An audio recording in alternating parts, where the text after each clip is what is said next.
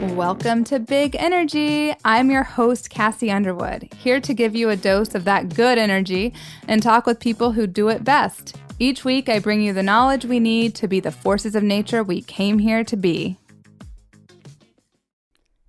Hello, everybody. Welcome back to another week of Big Energy. I am so excited for today's episode. This is our first ever in-person interview on the podcast.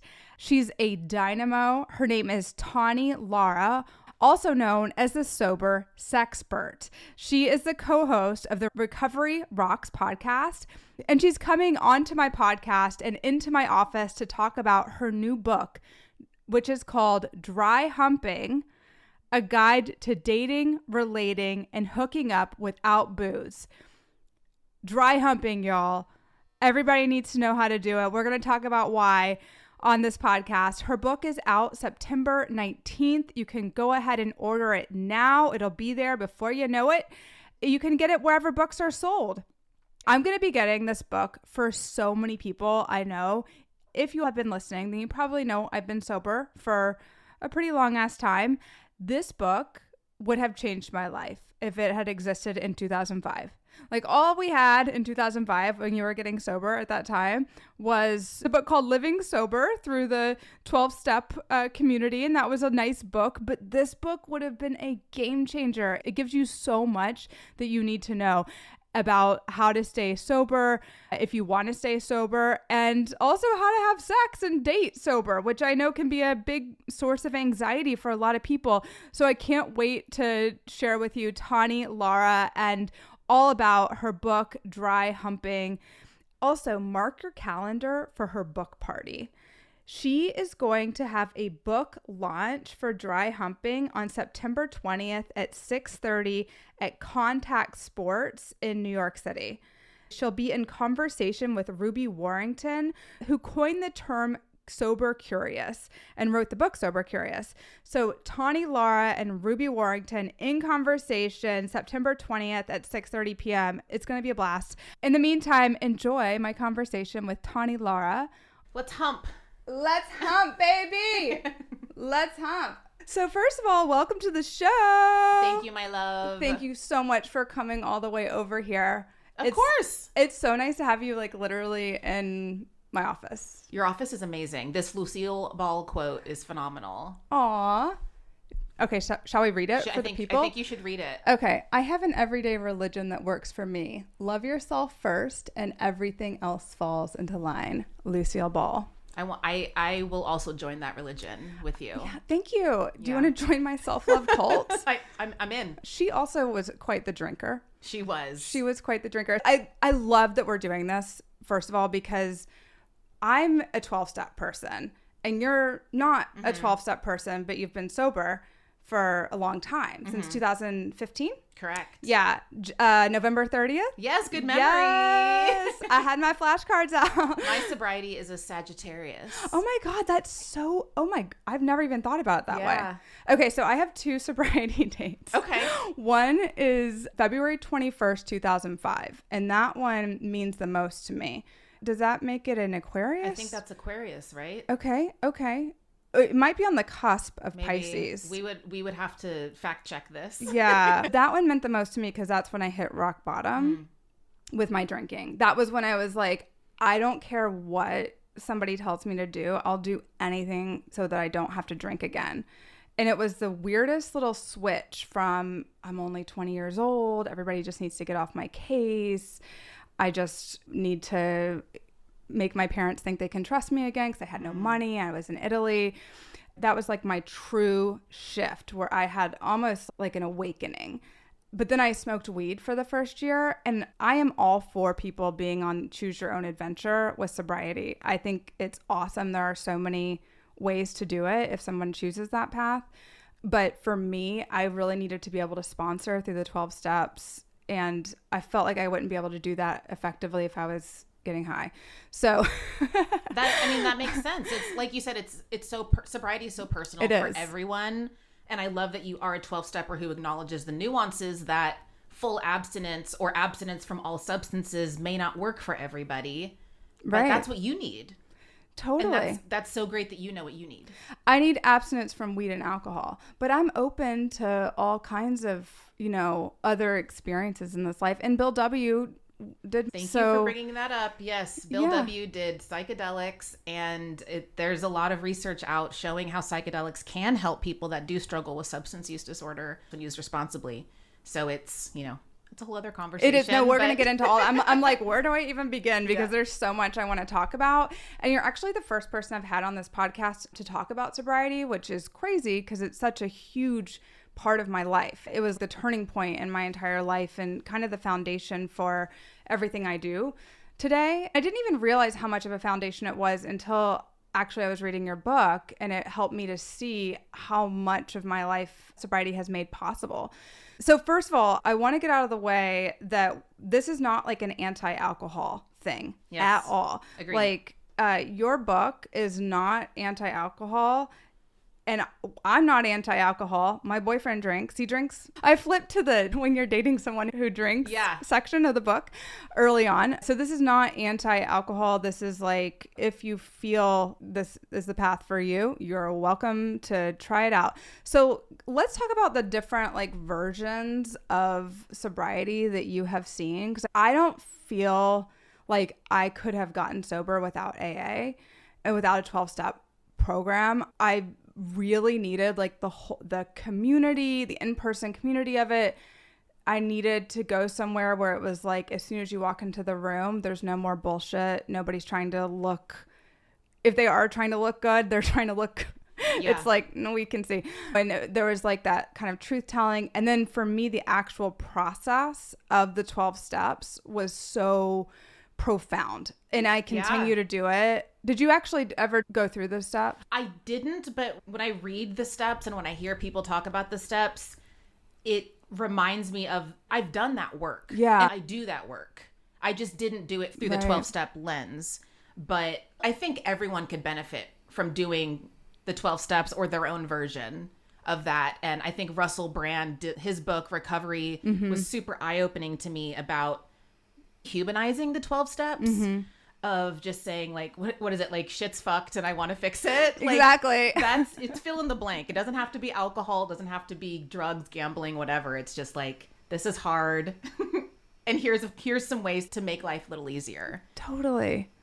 I'm like loving this in-person thing. Like, I'm just fucking eating it up right now. I am as well. As someone who is very glued into my computer, this is like, it just is very visceral, corporeal. Like, I just like, I want to like touch you and hug you. Yeah, we're like, should we hold hands? No, we should hold hands, both hands. One hand, because I'm holding my mic with the other. Yes, one hand. Just how I do things.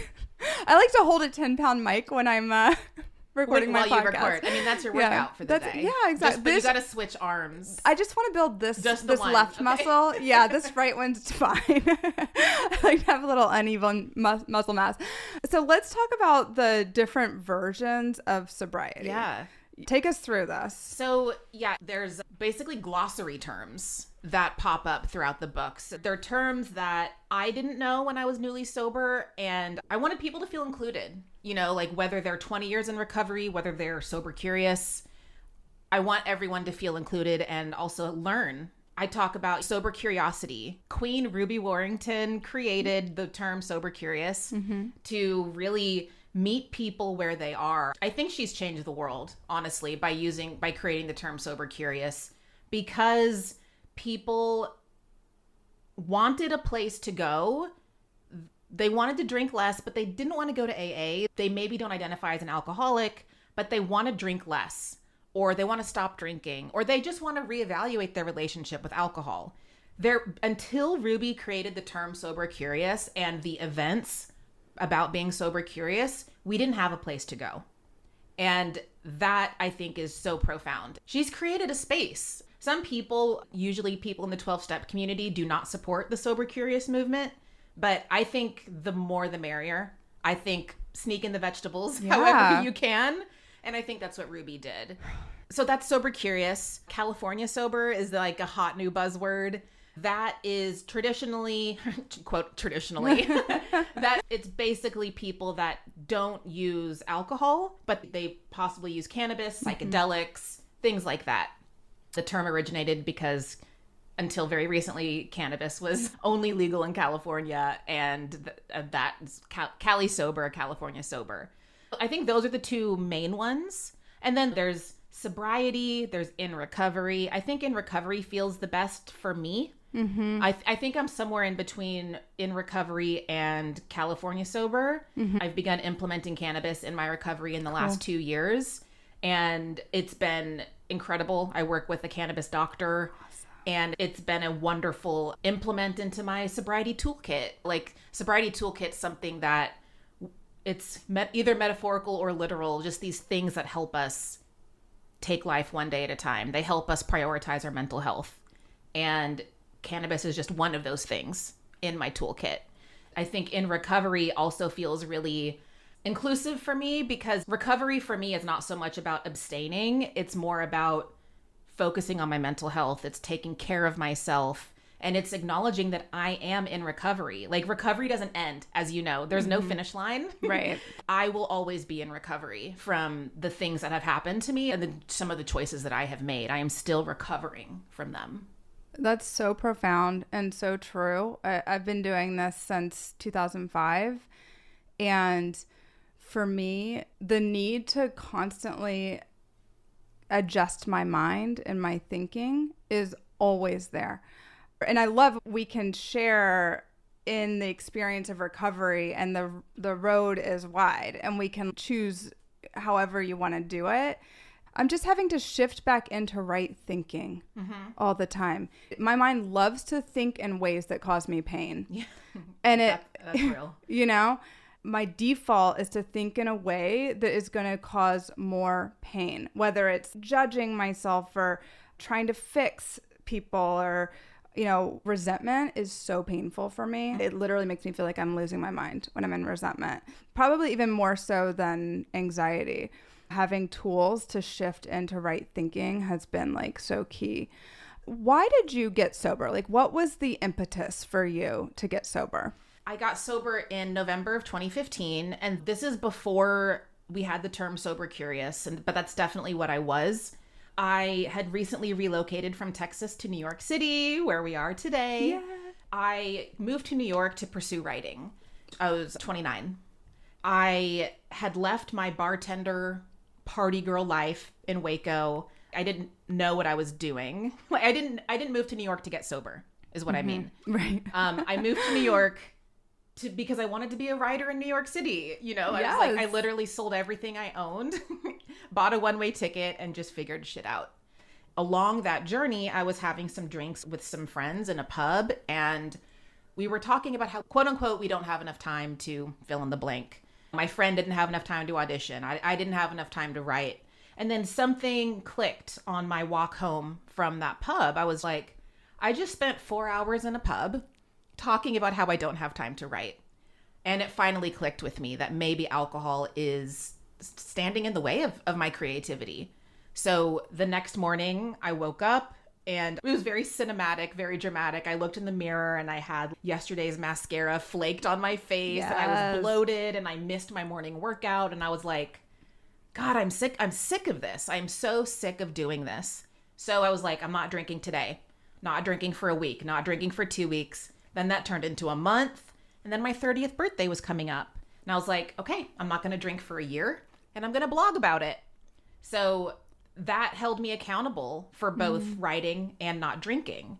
So this was end of 2015. So it was most of 2016 where I was blogging regularly about my relationship with alcohol, being new to New York.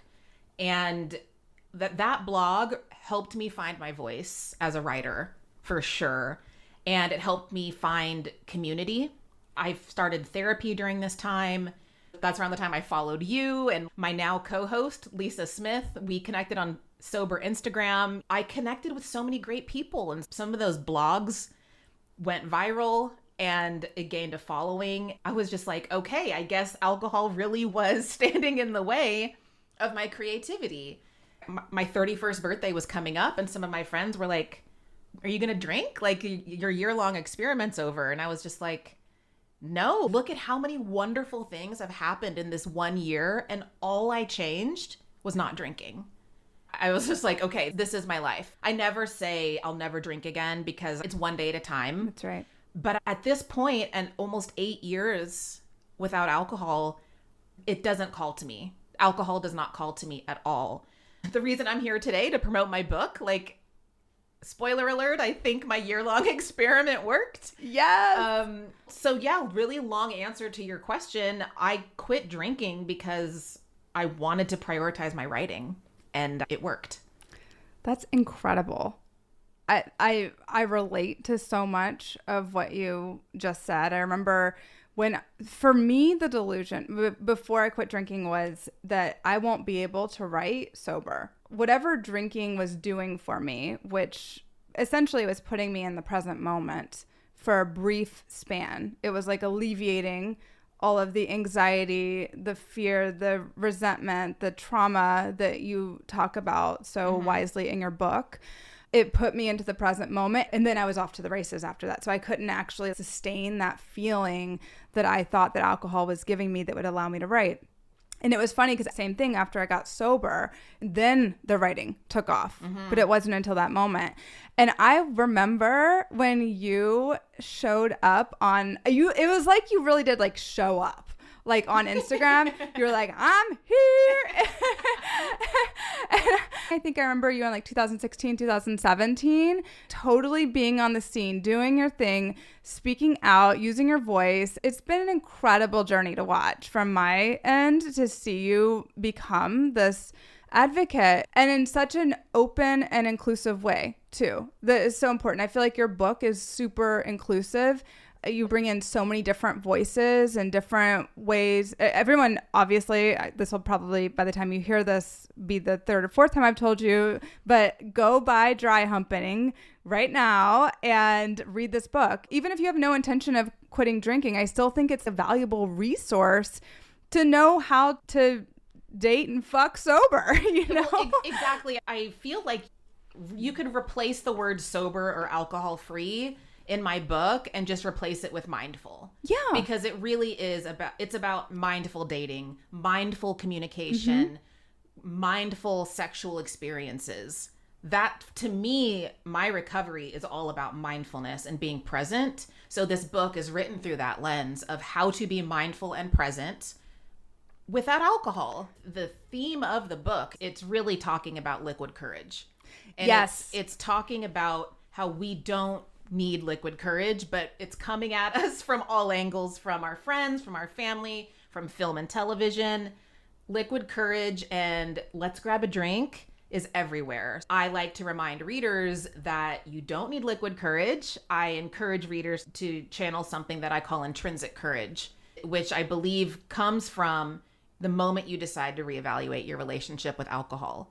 That's real courage. To say, I want to stop drinking or I want to drink less in a boozy world. I think one of the most badass, confident things that someone can do, that's the confidence you take on a date. That's the confidence you bring into the bedroom. That's the real courage that you bring when you need to have an uncomfortable conversation with a partner.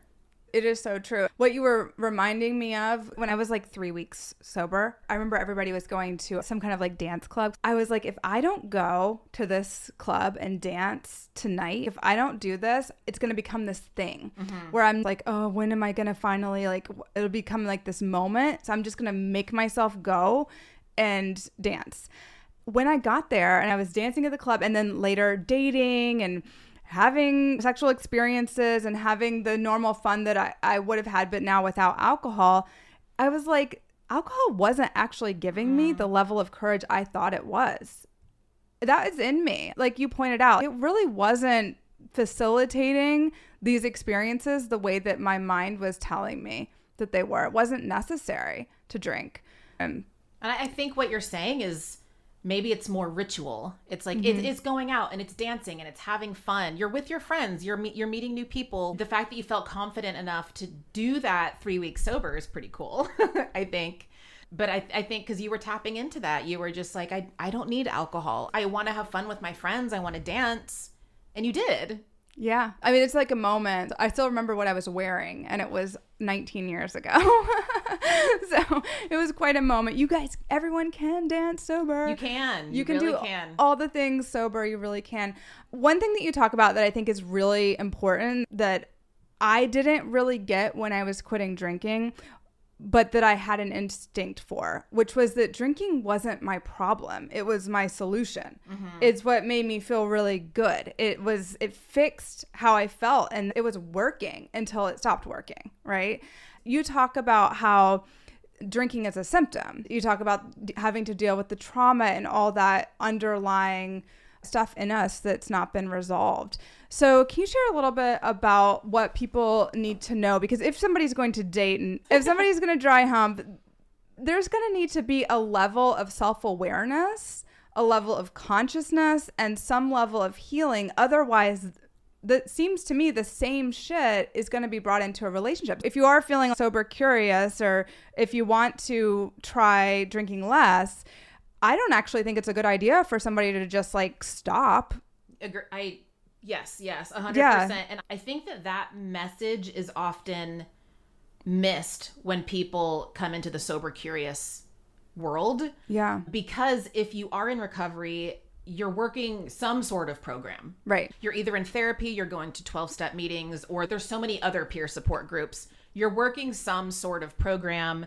You have a sponsor or a mentor or a mental health professional that's helping you deal with the really uncomfortable shit that comes up when you stop drinking. I really want sober curious people to tap into that as well. And by that, I mean, don't do it alone. At least find a buddy, at least have an accountability buddy, a therapist if you can afford it, to process the uncomfortable feelings, because it's not just subtracting alcohol and then life gets better. Right. It's Amen. For me, it was subtracting alcohol, replacing those behaviors, those habits, the time that I spent drinking with other things, and then processing all of that in therapy. When I say replacing it with other things, I was taking classes, I was reading books, I was making new friends. I was working on becoming a better person, living my life without alcohol. That is key. You cannot find a healthy relationship until you do that. Yes. And I am not a mental health professional. All the expertise I share comes from personal experience and journalistic research and nerding out on tons of mental health books. Yeah. If you are sober curious, please unpack those uncomfortable feelings that come up when you don't drink. Sit with those feelings, talk about them with someone that you trust, mental health professional if you can, because that will ultimately help you process what you're feeling and help you show up more authentically on sober dates, in sober relationships. Amen. So for me, and I think for so many people, if you're uncomfortable with the amount that you're drinking, it's not a solution to just cold turkey, you're self-medicating something. So there has to be something to replace that. If drinking makes you feel better, you need something else that's going to be a deeper cut into like what makes you feel better, which is going to be ultimately, like you were saying, resolving what's causing the anxiety and the depression. I've been around people who just try to quit drinking, and it's like, oh my God, please have a drink. I'm like, please, I'm begging you to go drink. This is worse than the drinking. And so that has to be dealt with. And then, of course, building your life out, which you talk about so beautifully. And I think another really important thing that this touches on is that in relationships, all of your childhood stuff is going to come up. Yeah. All of your shit. So if there's any stories that you have about life, about partnership, about people who love you, about being abandoned, about being smothered, whatever is in you around that from your childhood is going to come up in relationship. And if drinking is a way that you're managing those feelings, then if you just take away the drinking, those feelings are going to be even more powerful. My friends, if you are listening to this and thinking, dang, I'd really like to stop winging life and get some tools, first of all, obviously go buy Dry Humping. But second of all, I've got something for you, and that is my course, Practical Spirituality. This is a 21-day course that takes you through a step-by-step journey to access a peaceful, powerful part of yourself that you may have never known before. When I was at Harvard Divinity School, I developed this proven 3-part method to transform your mind from a place of pain to a place of peace. It's called the practice. It's my core guiding force, and the tools in practical spirituality will make you feel like a new person in a matter of days. And the cool thing is, it's on sale for $333 off right now with super affordable payment plans available. When you register by September 29th, you'll receive that $333 off, and you will also receive 3 live group calls with me to support your journey. So you're not just going to be sent off to do your video course and come back. I really will support you and guide you in your journey from the first day to the 21st day so that you know that you will have that accountability to finish it and truly transform your life. Although I will say that people do experience results within the first day of doing this. I heard back from people saying, I already am sleeping better. Day 2, people have said, dare I say, I feel like a new person already. So if you like alcohol, you're going to love practical spirituality because it's designed to give you that instant result that we want in drinking.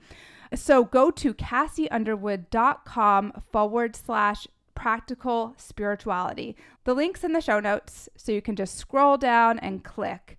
Now back to Tawny Lara. What would you say somebody should do to prepare for quitting drinking before they even quit? It's a great question. If possible, find a mental health professional to discuss this topic with them.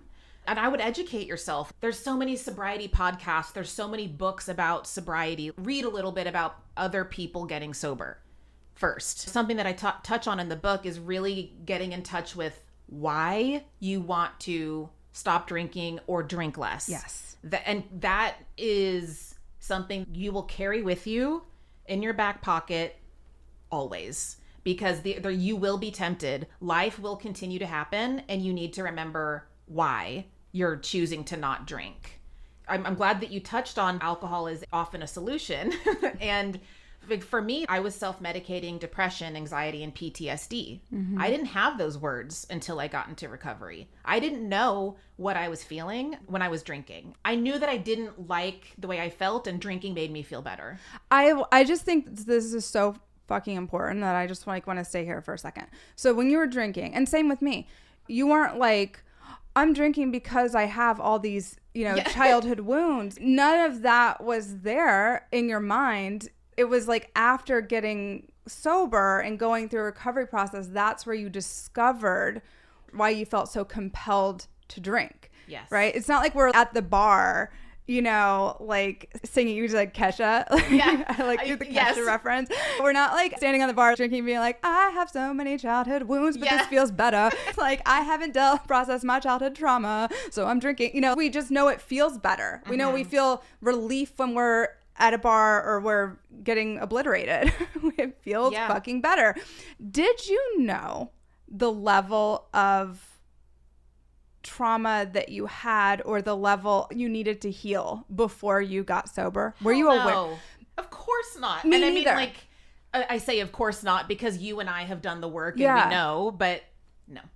I think that that's another thing that I think is really important to touch on, because all this is preparation for the dry hump.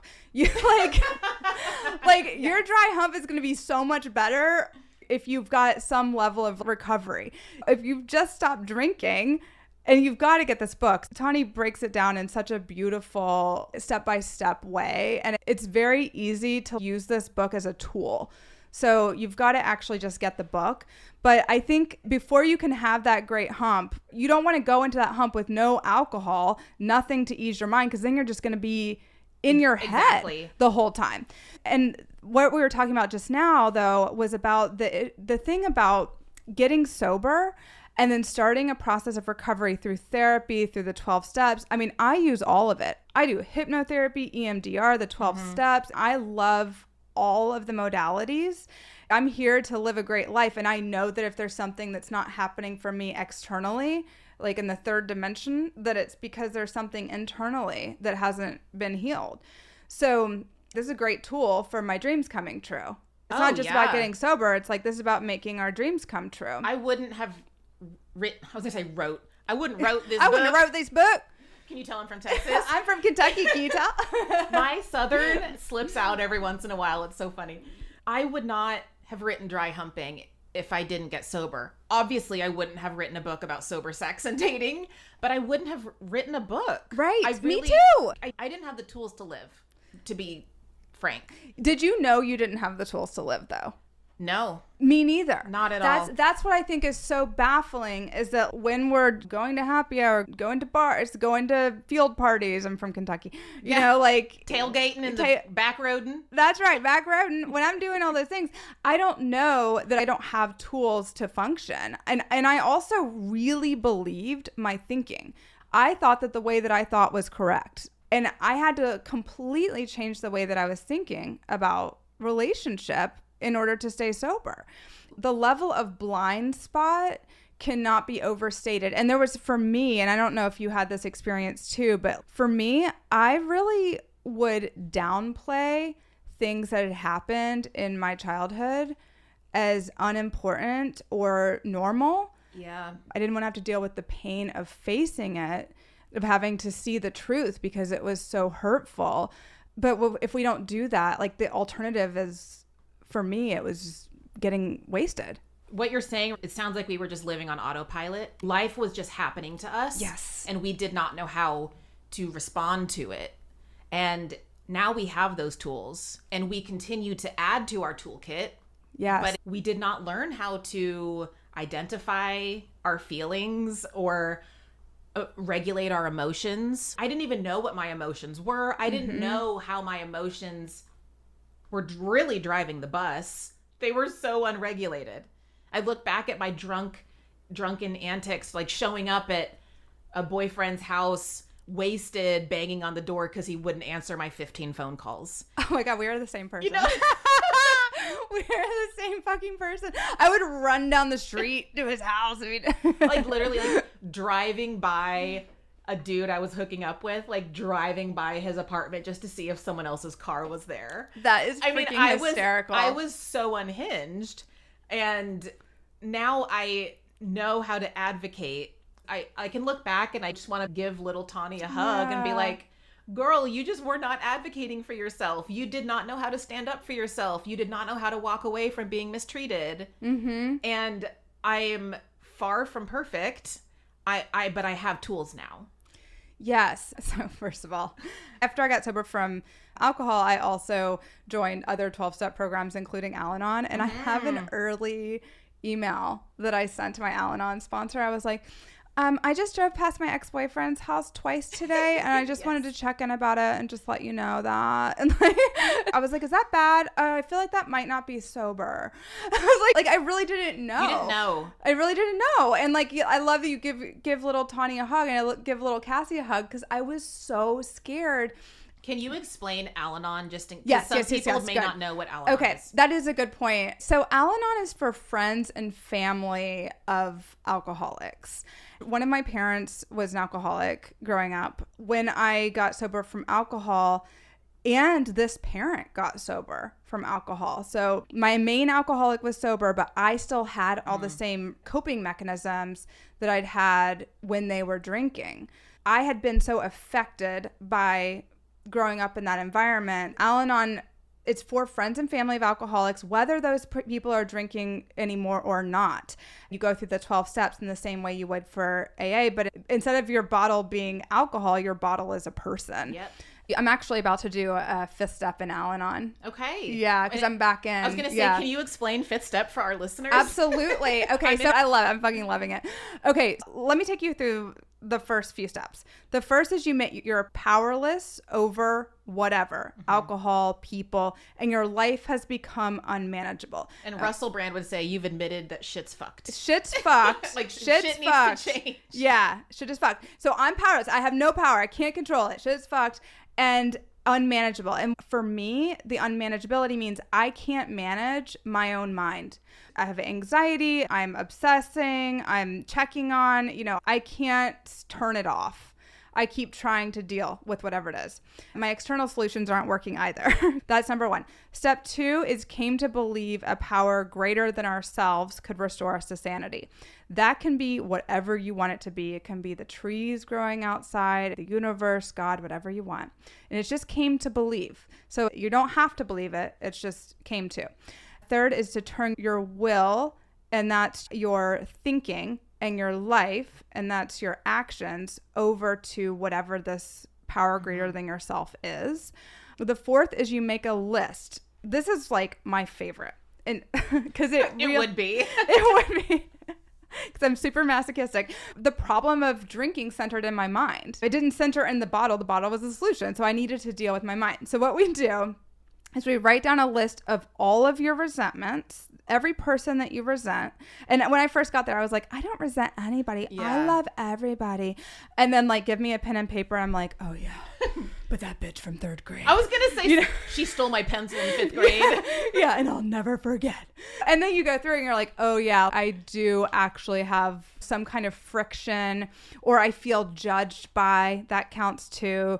Or I judge, or I had a fight with, or they don't understand me, they don't get me. All those would count as resentments. So you make a list of all those people.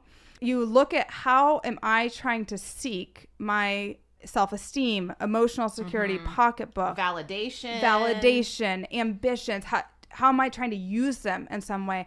My sexual relations or my pride from this person. How do I need them to be a certain way, do a certain thing for me to feel good? So I'm basically using them as source. That's why the resentment is there. And then we look at how am I being, now these words might be offensive to some people. They don't bother me at all. So how am I being selfish? That's how am I making this person my higher power? That would be selfish because it's putting too much pressure on them. Am I wanting them to be in a different place personally or spiritually so that I feel better? Yes. So I don't have to deal with their bullshit. This is where codependency has been a huge part of my recovery. And it's exactly what you're talking about.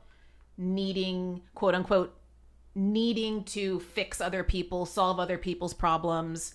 And I would not have come to that if I did not quit drinking. Yes. Because I learned where I got that from, and it's unresolved childhood trauma. Right. I had to parent my parents. Yes. So I always had to be the solution, and that carried into my adult relationships. Did you know you had to parent your parents? Would you have perceived that until it was kind of spelled out for you that you were parenting them? No, my therapist taught me the term emotional husband.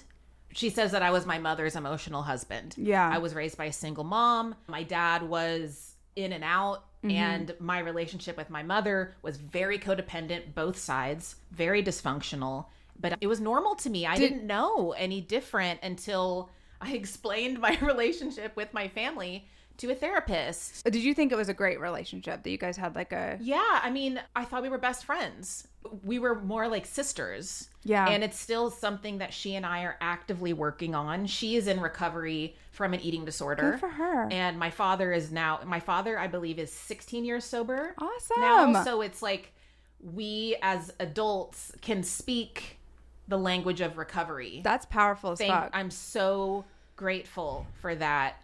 But my codependency wants to judge their recovery because I think they should do this or that. Oh, yeah. But it's not up to me. Right.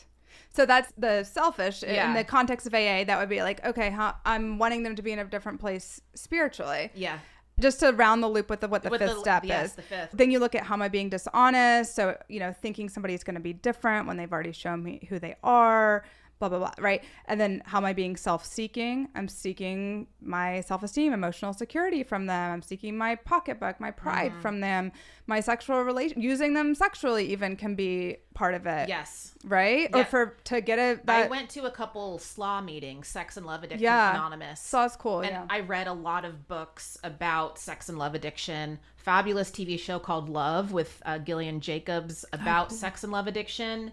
That was super, super helpful for me to learn how like you said, I used people as a bottle. Right. Yes, so good. So the fifth step, then you write down, so you do that for all the people you've ever resented. Then you write down all of your fears and go through the exact same process. People are listening like, you did all of this work? I've done this probably, I'm not exaggerating, probably 10 or 15 times I've done all this. But this is what you and I are talking about when we say doing the work. That's what we're talking about. It's not just like going to therapy once. No. It's like literally making a list. You're making fucking lists. I have notebooks on notebooks. Okay. But you're not just being like, I resent this person, because a lot of people just stay in that part of it. You're really looking at, how am I setting the ball rolling? Then you write down all your fears and do the same thing. How am I seeking my self-esteem, emotional security, pocketbook? All that's going to cause fear if I'm seeking that. And how am I being selfish, dishonest, self-seeking, and considerate, unrealistic? And then you write down every sex partner you've ever had. When I was doing this the first time, I was like, well, I actually hadn't had sex with that many people. And I was like, this is going to be a short list. And she goes, include, my sponsor at the time goes, include oral. And I go, oh, fuck. Oral. We're going to be here for days. Yes. Yeah. When you're first getting sober, your dishonesty isn't just like a mental dishonesty. It's not like, I'm not seeing this correctly. It's like, literally, I would have lied to people when I was first getting sober. I literally would have lied by either omission, so not telling them certain parts of the thing to manage how they think, or manage making sure that they wouldn't get mad at me or whatever, or commission. I would literally tell them a lie. But then over time, when you re-examine and reevaluate these pieces, you get deeper. So I included on that sex inventory people that I just had this like ongoing emotional thing with.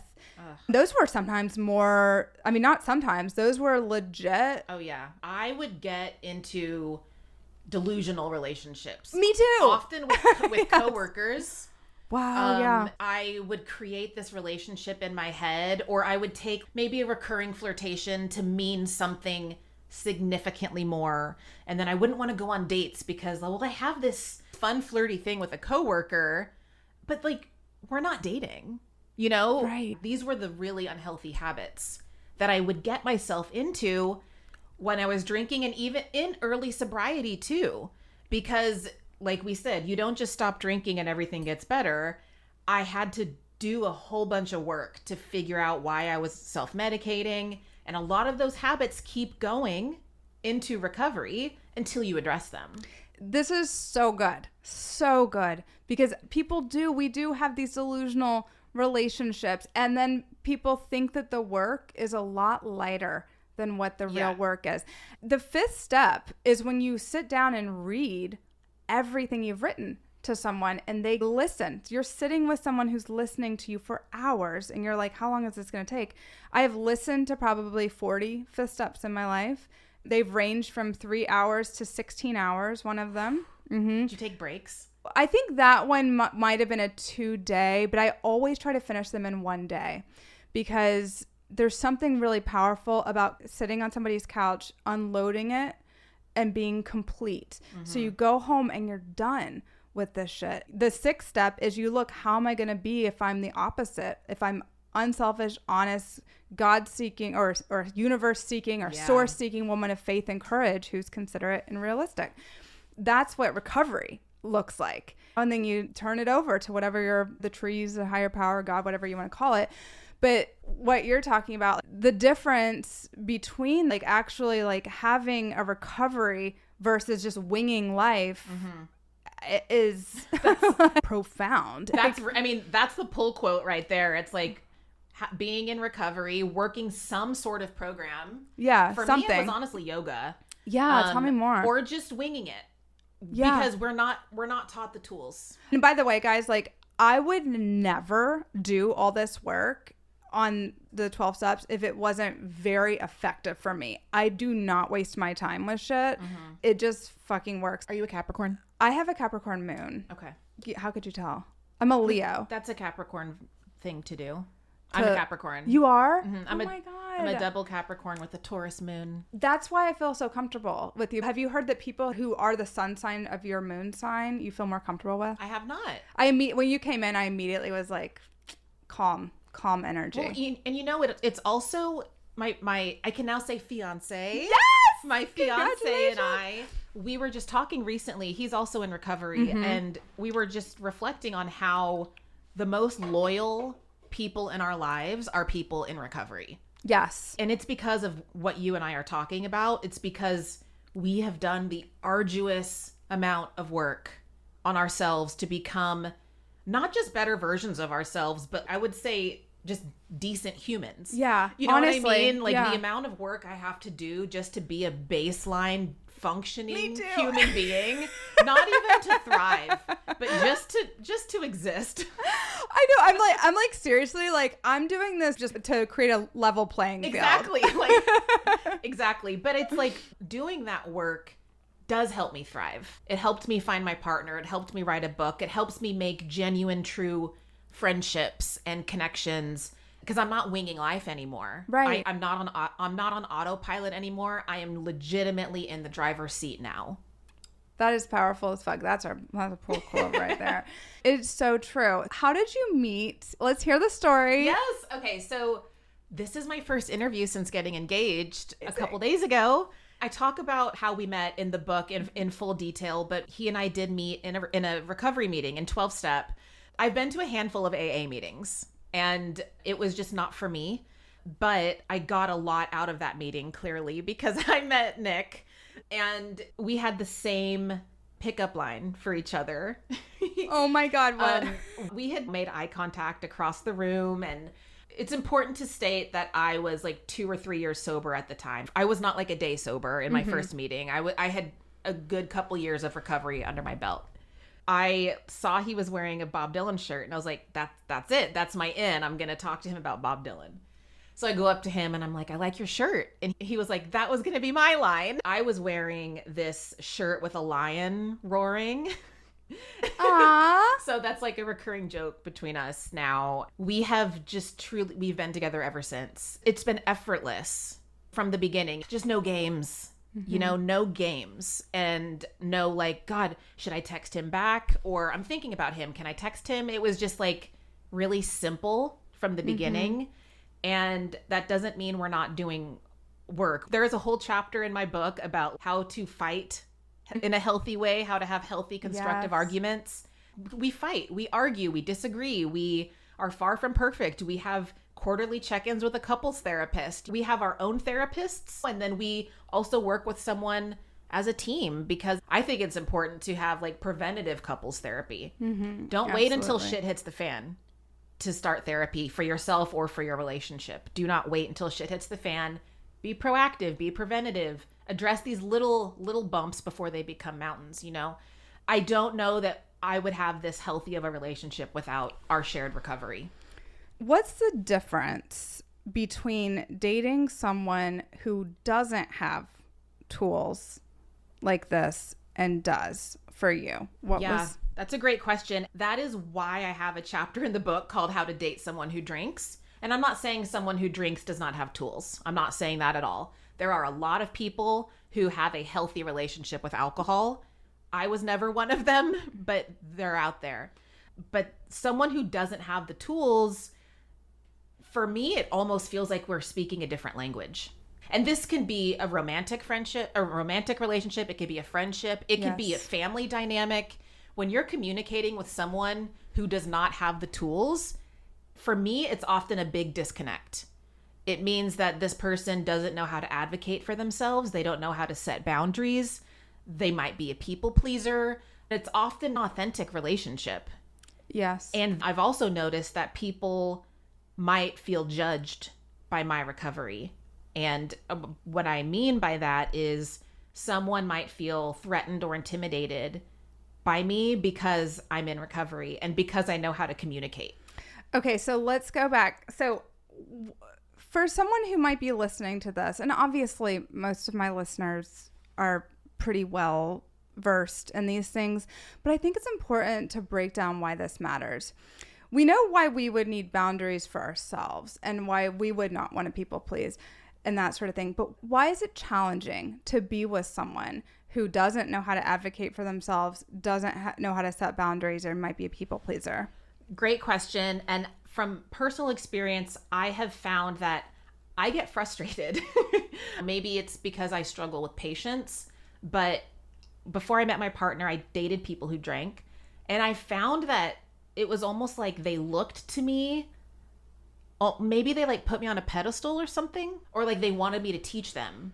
They wanted me to teach them the tools. And that's not why I'm in this relationship. I'm in this relationship to give my 50% and to learn about you. If you're looking to me as a therapist figure or as a life coach figure, then we're not equal. We're not on level playing fields. It's like I said a minute ago, it is almost like speaking a different language. We're not living in the same reality almost. I think that is very accurate. It is very hard to blend worlds with someone who doesn't understand or has not taken the time to educate themselves on things like codependency, people pleasing, boundaries. And for me, if you're in a relationship with someone who's people pleasing, it's cool in the beginning. Yeah. Like, yo, please do everything for me. But then after time, they'll start to resent you. So like the issue with people pleasing or not being able to set boundaries is that people do things that they don't really want to do. Yeah.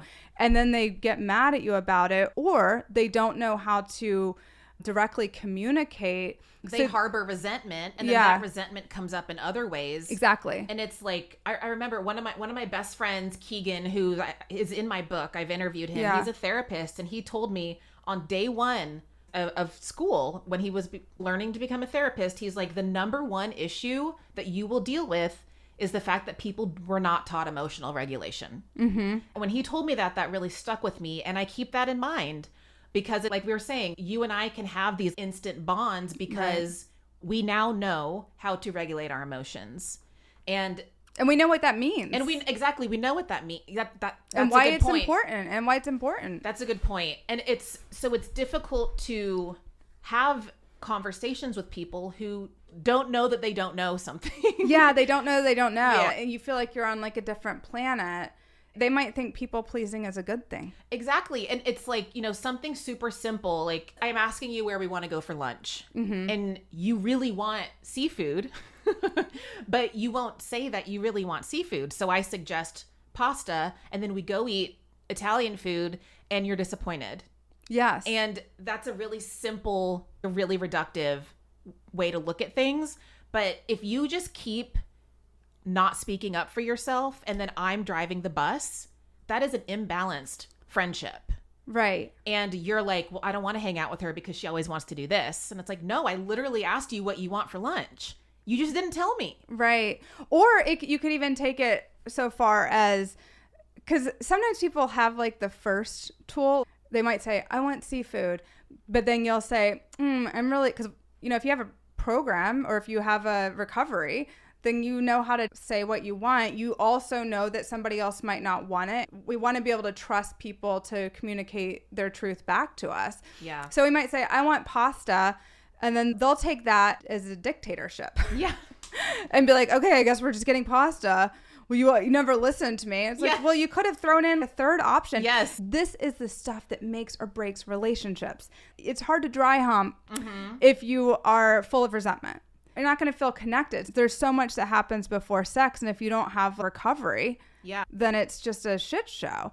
Just being able to stay with the conversation until there's like a common ground met even is a tool. But if somebody has, to your point, no emotional regulation available to them, then just one person says seafood, the other person says pasta. The person who says seafood is already leveled 12 out of 10 stressed out about what's going on right now because they're feeling it as a conflict, and it's not. Or even if like you do speak up and you say you want seafood but I want pasta, what if you feel rejected? Yeah. What if you like well, I did speak up and she didn't listen to me. And then it's like, but this is where coming together is so beautiful, because then we can find a restaurant that has both. Yeah. We can meet each other where we are and both be satisfied. You have to figure out how to advocate where you want to eat for dinner before you can have good sex. You know what I mean? It's true. It's true. It is connected, because if you're people pleasing in the bedroom, you're not having a good time. Exactly.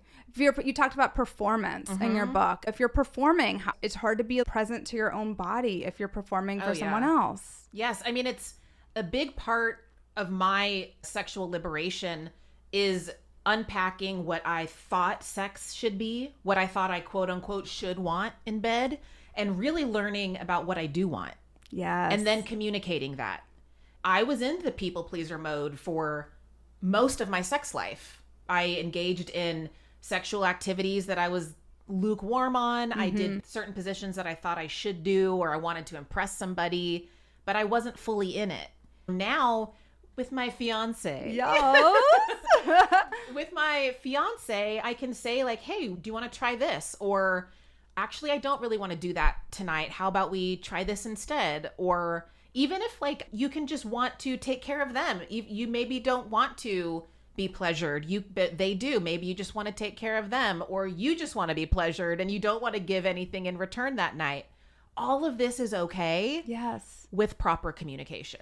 There's also, just like you were saying, the base foundational understanding that it is possible to even have these conversations, and having the common language and the common like trust of, I love to please my partner. I think loving, pleasing your partner, that is where people pleasing can be a good thing. You know, we figure out our habits, our traumas, like, how does my anxiety help me? Well, I can stay on top of I can have inbox 0. Yeah. You know, I'm a good event coordinator because I'm a control freak. Yeah. You know, where do these quote unquote negative traits actually have a positive spin? People pleasing.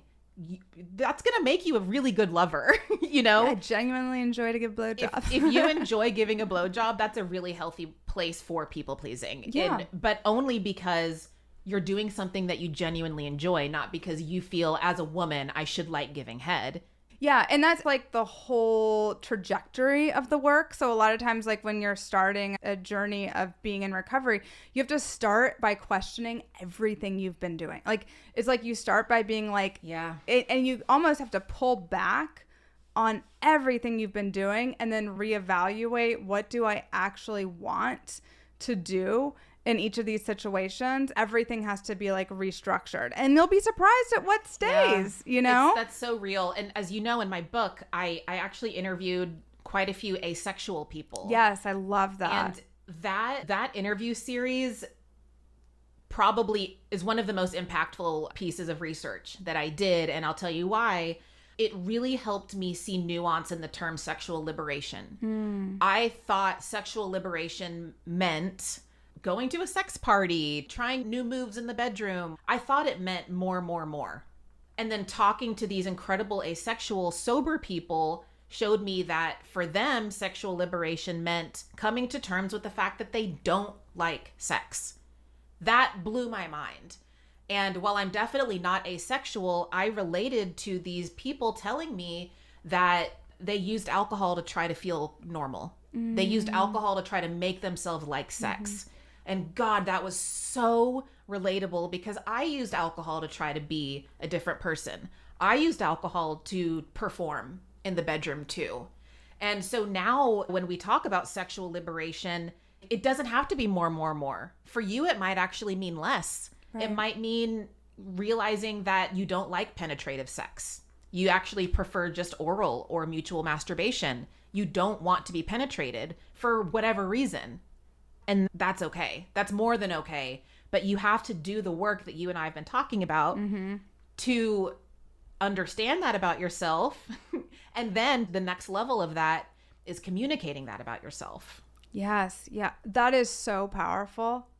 That is so powerful. It's being open to the mystery of what comes from doing the work. Starting at the place of like, maybe I don't even know myself sober and what I like sexually. That's why I thought the chapter on dating yourself, which is such a brilliant place to start the process of really getting to know yourself. And you talk about going to, just on that subject, you talk about doing classes when you first got sober and how it was kind of like you were in this like enrichment program. I like to use the word enrichment program. Yeah. My mom says that I created a DIY master's program for myself. Yeah, because you had all this time. And I love, you talk about having so much extra money on your hands. Lots of extra money, lots of extra time. So how did that prepare you for dating? It's kind of like we were talking about earlier. You can't just subtract alcohol and expect everything to get better. You have to replace that time and energy with something else. Right. So for me, I just took so many classes. I still take tons of classes. I studied Spanish. I took writing courses. I studied improv. I filled my time with new things, with new activities, and I made new friends. I learned about myself. And these new friends that I made, it didn't matter if they drank or not because we had something in common outside of the bar. We were both studying Spanish or we were both studying improv. Whatever it was, I made these really beautiful, enriching friend groups. All of that helped me because I felt more confident in general because I was learning about the world. I was learning about myself. I was learning about other people, and taking writing classes helped me be a better writer. Studying Spanish helps me speak Spanish. For me, learning new skills helps me feel confident. Yes. So that helped me feel more confident on dates. It helped me feel more confident with these new friends. It helped me feel more confident when I would go home for the holidays and I was offered drinks and I didn't want to drink it. That's what I'm talking about. You know, the beginning of the conversation is like intrinsic courage. That, for me, that's how I found my intrinsic courage. I honed in on these skills and interests, and that gave me things to talk about on dates. And I didn't feel like I needed the alcohol because I wasn't hiding from anything. If anything, I was like finally shining a light on myself and what I bring to the table. What improv classes did you take? I studied at the Pitt and UCB. Okay, cool. I'm at the Pit right now. You are? And you're doing stand-up? I'm doing improv and stand-up. Yes. It's so fun. It's so fun. I'm still in improv at the Pit. I'm on level 2. I studied improv. I studied comedy writing. I studied satire. I studied improv to improve my public speaking skills. I don't like improv. Really? Yeah, I've learned. Well, you know what I don't like? I don't like performing improv. Okay. I like the skills that I got. I think improv helped me be a better journalist, be a better interviewer. I don't like the performance, but those skills help me be a better public speaker for sure. The idea of yes and, it's going to make every conversation you have better. It's so true. And it also, you can't go into improv with a negative mentality. So it actually requires you to be positive. It requires you to do and present.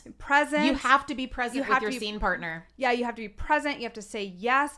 You can't just ask questions the whole time. You actually have to own your power. There's like listen. You have to listen. The skill set required for improv is, I think, a high level spiritual toolkit. It is. It's so profound. And when you read UCB's book that you get when you take improv with them, they have, a lot of people can contest this, but it's a zero alcohol policy. I know a lot of people drink and do improv. Amy Poehler and her team founded UCB. They were really emphasizing on the importance of being present. I still think as a principle, it's fascinating because they're acknowledging that if you are drinking, you are not being fully present for your scene partner. I feel like that is fucking genius. Every time I'm in improv class, I'm like, these are tools for life. Yes. These are tools for your fullest expression as a person and how you can best interface with other humans and just be part of this planet. It's just such a beautiful, I feel like everyone on earth should do improv. Agreed. And there's people in improv courses that work corporate jobs and their job pays for them to take improv because it really does help you at work. I totally get it. Yeah. It helps your interpersonal relationships. If you take the acting out of it, it's conversation skills and it's showing up and it's being present. And I wanted to learn that. I studied comedy writing, sketch writing, satire, because I wanted to, I know that I write about heavy shit. Yeah. I write about mental health. Yeah. And I was like, how can I make this funny? Right. So I Call your book Dry Humping. Exactly. And I think comedy can make difficult subject matter relatable. So I recently went to Rachel Bloom's one woman show. Rachel Bloom, Bo Burnham, these people have such a gift of making mental health funny. I study their work because I think it's such a badass superpower to make anxiety and depression funny. It is. It really is. And I think it has some pretty intrinsic, like the state of mind that one gets in, the train of thought is fucking hilarious. You know, once you're out of it, it's like, this is pretty funny. Yeah. You have to laugh at yourself. I guess you don't have to, but for you and me, I guess that helps us process. If I can think of myself, if I can like look down on myself as like, you know, someone else watching how I'm thinking, it's pretty hilarious. And that's such a gift. I mean, the wallpaper, I'll show you. The wallpaper on my phone what's the pale blue dot, big blue dot? This is the furthest image of Earth. Oh my God. That concept of how tiny I was used to help me so much when I was depressed. I was like, I'm insignificant. For some reason, that very much, I was like, oh, none of this stuff that's in my head, this is all nothing. Well, it really just helps you, you know, the term right sizing in recovery. When I'm stressed out or anxious or whatever, I look at that picture on my phone and I'm like, this is the furthest photograph of planet Earth taken from space. And it is the tiniest dot.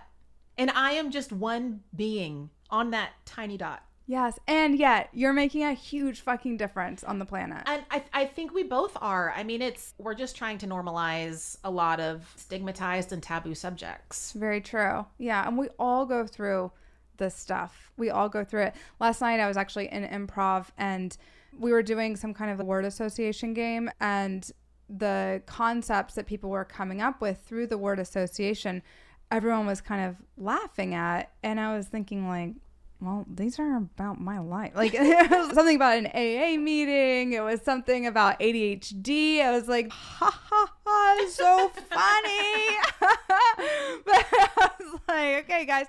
But what I know, and I think when you talk about these things, your secret power is that you start to realize that everyone is dealing with this stuff behind the scenes. Everyone is. I was just talking to a journalist recently, and she was like, every story is a mental health story. Yeah. Every story is a mental health story. There's no way around it right now. Everything in our life centers in the mind. That includes sex, you know? Oh, 100%. It's got so much of our sexual desires, repressions, impulses. It comes from mental health. Yeah. And societal stigma, societal pressures on women. It's all layered, and I think it's all connected. It is. It really is. Yeah, I was thinking about all the different things that you have to be well versed in to write this book.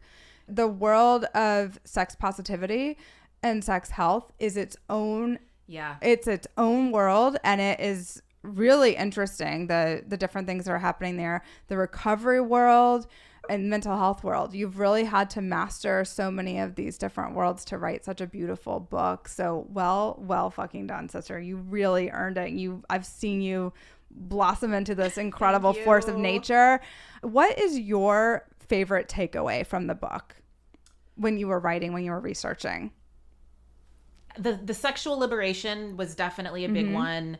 I guess I would say that regardless of, you know, I interviewed doctors, neurologists, mental health professionals, sober people, normal drinkers, sober curious. I interviewed dozens and dozens of people. I think that what was interesting to me, the common thread was that liquid courage is something that everyone has relied on at some point. Whether they are 20 years in recovery or someone who just wants to drink a little bit less, everyone related to relying on alcohol to feel more confident. And also, I have a weekly advice column where I talk about alcohol-free sex and dating. The advice that I give is usually the same whether someone's sober curious or 20 years in recovery. You know, it's the same. I don't mean to be flippant, because there is definitely a difference between working a significant mental health program and doing a dry January. I acknowledge the difference there, but I think that Venn diagram there's a lot more of an intersection than I realized. The solution is the same. With this mental health stuff, the solution is the same. It's like... It is. With like, go ahead. To be super reductive, like, spoiler alert, if you're not going to read the book, communication is the most important thing. That should be your takeaway of wherever you are on your mental health journey, whether you're single, whether you're in a relationship. If you don't communicate, you're not going to have healthy relationships. Amen. Can you tell us a little bit more about what you mean by communication? Yeah, I think for me, it's self-awareness that you have an emotion. Let's go with the emotional regulation we've been talking about. It's the awareness that you have this emotion. It's identifying that emotion, being aware of how that emotion feels, acknowledging that it's just a feeling and it's not you, even though it can feel very overpowering sometimes. And then communicating, telling someone that you're experiencing that emotion, telling someone what you need because of that emotion. That's what I'm talking about. Communication isn't just, let's have seafood. Right. You know, it's so much work to get you to the point of feeling comfortable enough to say that you want to eat the seafood. Yes. And if somebody says they want something else, to know that you don't have to do that and victimize yourself. You can keep having the conversation until you reach a consensus. I just hope people listening, if you know your biggest takeaway is like just finding what works for you. Maybe you don't need full abstinence from alcohol. Maybe you need full abstinence from all substances. Like I cut out caffeine for a while and meat, and I really played around with a lot to figure out what I needed to be my best self. And also be open to the fact that recovery can be really fluid. It can change. You might need something differently today than you're going to need a year from now. You're going to keep adding tools to that recovery arsenal. And some of them are going to collect dust over a couple years. You might not need them for a couple years. And just reminding yourself that it's okay to evolve. Absolutely. Well, congratulations on your book, your engagement, thank you. Everything that you have created and shared with the world. I feel that you are changing the world the same way that you saw Ruby Warrington as changing the world. I really do. I think that sober humping, it's the PhD version. Dry Humping is such an important book. It's so incredibly important. I truly believe that a reason that a lot of people continue drinking past the point of when they know they should do something about it, or at least assess their relationship with alcohol, is the fear around sex and dating sober. So thank you for writing this and creating a whole new world for people. It's amazing. And thank you for coming to my office. Thank you for having me. This is great. You're a great interviewer. Aw. Yeah, I want to check out one of your stand-up shows sometime. Oh my gosh, please come whenever I have something. Yeah, I see that. I've only done one. I see your videos and I'm like, fuck, that's so cool. Aw. Like, I don't think people understand how much work goes into comedy writing. I will say, I respect stand-up so much more now. I always have been a stand-up junkie. Like, I used to watch Sarah Silverman while I was brushing my teeth in the morning. This was like 15 years ago. I love stand-up comedy. I did not even understand the level of work and tedium in the process, and I still love it. It's just, it was my first time doing a stand-up comedy thing. It was only 5 minutes, but that's, you get like your 5-minute set going. Got my type 5 going, and it was super fun. So hopefully I'll do more. I think it's just getting started. And it's like we said, it's like recovery is a journey. Like our lives are, it's all a journey, and you're fucking living, and you're trying new things. It's never too late to try new things. It's never too late. I'm pushing 40. Stand-up comedy has been something I've thought about for my entire life. Yes. I just thought it was something other people were supposed to do, you know? And it was when I started kind of nudging my son, who's 5, and I was like, have you heard of stand-up comedy? And next thing I know, he's like, Mommy, I'll be a clown when I grow up. And then I was like, okay, you need to pursue your own goddamn dreams before you... You're trying to make him do stand-up? Yeah. And then so I took an all-women stand-up comedy class. It was super fun. But, you know, it was by reading your book that I realized... a lot of people are going to talk about what they're going to do. And as you pointed out, a lot of that talking will remain in the bar. That was how it was for me, like before. And this is not to say that there's anything wrong with drinking and all that, but if you actually want to do what you say you're going to do, it may take an assessment of that relationship with alcohol, and that will change your life. I would never have published my book until I got sober, like you. I never would have done stand-up comedy. I wouldn't have even done public speaking, honestly, because it was through the 12-step programs that people started asking me to speak in meetings. I didn't even talk in classes until the end of my first graduate school. Such a good point. You know, I don't think I would be as confident with public speaking and podcasting without therapy, without support groups, because when you are in either a support group or sitting across from your therapist talking about really heavy shit, there's something that happens when you physically say the words. Yes. When you talk about your feelings, something happens in you. I can see how that helped with your stand-up journey. It did. And also, like, just having a sense of humor about yourself, you know? I will say for me that my tendency without working my recovery program is to hide the things about me that are actually the funniest shit. Like, I would be more inclined to be like, I can't let anybody find this out. And now I'm like, no, that's the best fucking comedy gold. And so there's this ability to not take myself so seriously. People are like, I can't believe you said that. What courage. And I'm like, well, the truth is that I know 75% of people go through this experience. So why would I pretend like we're not? And then when you share those stories and you turn them into a joke and you hear the laughter, we laugh because we've gone through something similar too. We laugh because we relate. I know I did a bit on being caught masturbating when I was 5 years old. And there was this girl in the front row and she was like covering her face like, oh my God.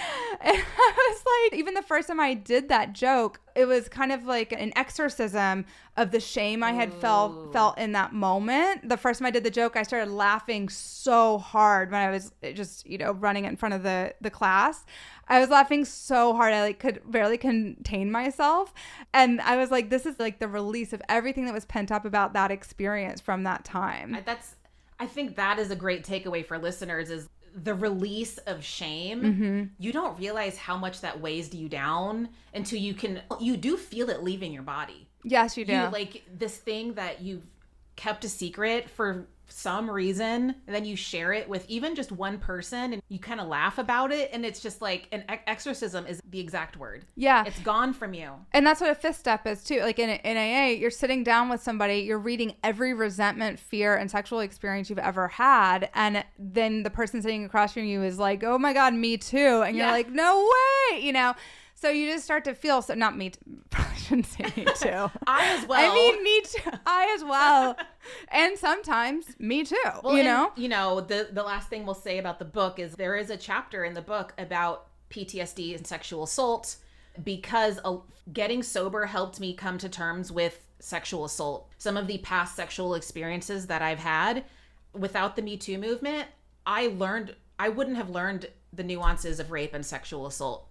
Coming to terms with some things that have happened to me, I thought rape was something that happened in the back alley with a stranger. I had no idea that there are some similarities with some things that have happened to me with rape culture. And that I would not have felt sexually confident in bed until I addressed those issues with my therapist in my recovery. Amen. Amen. And that is so true. I also had some experiences that I didn't even realize. I don't think I would call them assault, but it was where I just didn't have a voice and I didn't like what was happening. And it wasn't okay with it. Was disrespectful. I know you have some of Melissa Phoebos's books on your shelves. So like, you know, she coined the term empty consent. And she wrote about that in Girlhood. And that really resonated with me because there's some things that it's like, I technically consented, but my heart wasn't fully in it. Or I consented because I wanted to be liked. I consented because I wanted to be validated or just physically touched. And those were traumatizing experiences. The reason that I wrote a whole chapter in my book about that is because I understand why people use alcohol to feel more comfortable in bed is because PTSD is a hell of a lot easier to deal with some liquid courage. Amen. In that chapter, I interview mental health professionals and we break it down. We break down how to feel more confident in bed if you have been raped or if you have experienced sexual assault. I can shout from the rooftop, sober sex is better. But the reality of it is sober sex can be triggering and really hard for some people. And even if you've been sober for a while, it can be there. I know a lot of folks in recovery who've had to deal with that, men and women. And people of all genders deal with the repercussions of some form of sexual assault. And that's a real thing. You can recover from it. You can. And you can feel empowered in bed again. You really can. You have to work on it. You do. I also just want to emphasize, like, there is some kind of sentiment that doing this inner work is weak or something. And I'm like, are you fucking kidding me? Oh, it's so fucking strong. One of the hardest hours of my week is when I do my EMDR therapy. It is way harder than going on a run or lifting weights. And like sitting there and looking at the past and actually processing through those emotions, that's very challenging. So this is not for the faint of heart.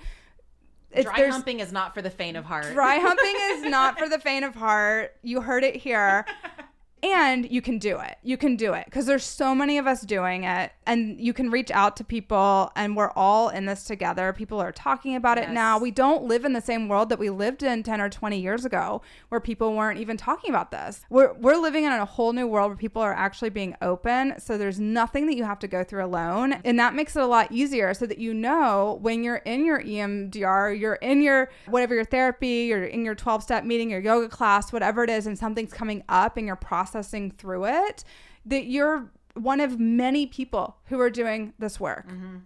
So you're not alone. You're not. You are not alone. You and I just shared so much. Yeah. We've been through some shit and we've found ways to laugh about it.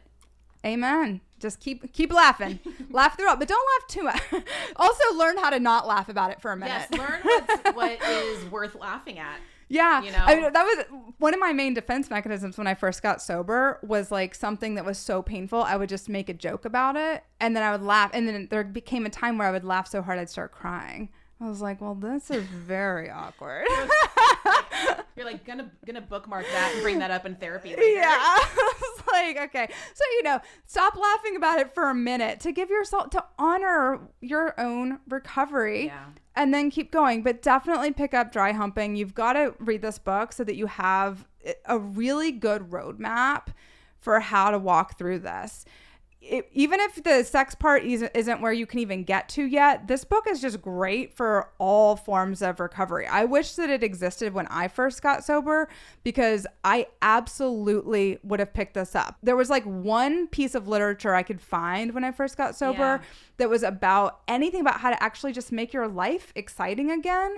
I was scared of getting bored. I was scared of not being able to live my dreams. And this book would have completely changed my life. So you rock. Thank you so much for writing it. Thank you so much for being here, Tawny. Thank you for having me. We'll do this again soon. Yay! Friends, that was Tawny Lara. Wasn't she incredible?